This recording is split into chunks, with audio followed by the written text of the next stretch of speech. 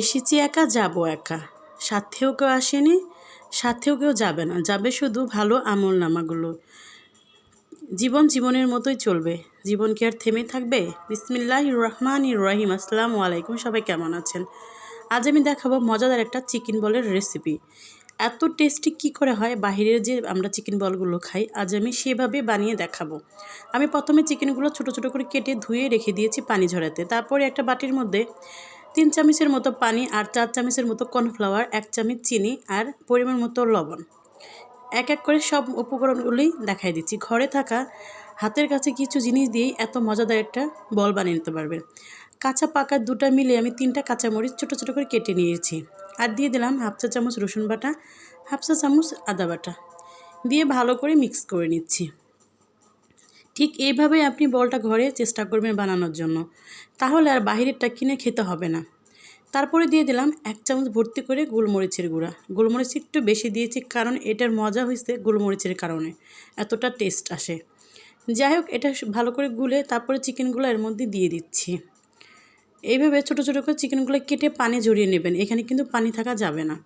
তারপরে ভালো করে এটাকে মিশিয়ে নিচ্ছি। এইভাবে এপাশ ওপাশ করে সুন্দর করে আমি মিশিয়ে নেব। বিশ্বাস করেন, এইভাবে যদি ঘরে তৈরি করেন আর কিন্তু বাইরে খেতে চাবেন না। বা ঘরের বাচ্চারা বড় ছোট সবাই তো আমরা পছন্দ করি বাইরের ফাস্টফুডগুলো। ঠিক এইভাবে বানিয়ে নিলে কখনোই আর বাইরে খেতে যাবেন না। তারপরে দিয়ে দিলাম 1 চা চামচ টমেটো সস, দিয়ে ভালো করে আবারও মিশিয়ে নিচ্ছি। আসলে আমি স্কিপ করে গিয়েছিলাম, দিয়ে পরে দিয়েছি। আপনারা কিন্তু ওইটার সাথে মানে কর্নফ্লাওয়ারের সাথে দিয়ে দিবেন। যাই হোক, মিক্স করে তারপরে আমি ব্লেন্ডারে দিয়ে দিচ্ছি।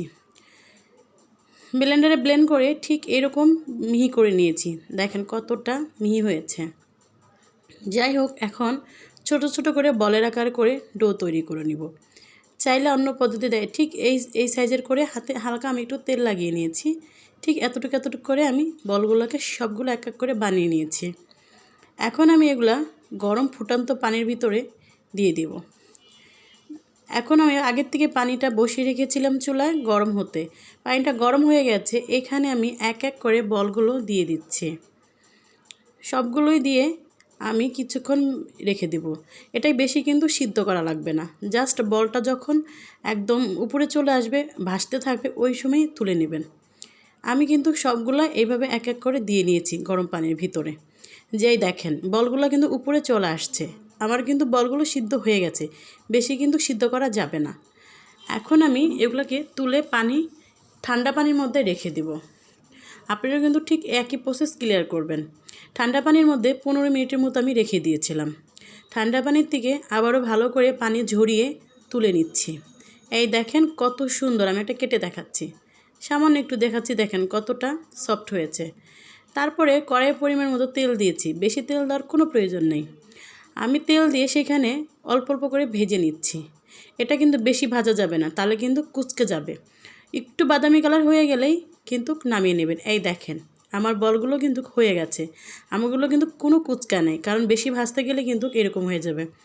ভালো লাগলে অবশ্যই কিন্তু লাইক করে যাবেন আর কমেন্ট করে জানাবেন কেমন হয়েছে। যারা এখন আমার পেজটিকে ফলো করেননি, অবশ্যই ফলো করে পাশে থাকবেন নতুন নতুন ভিডিও দেখার জন্য। সবাই ভালো থাকবেন, সুস্থ থাকবেন। আল্লাহ হাফেজ।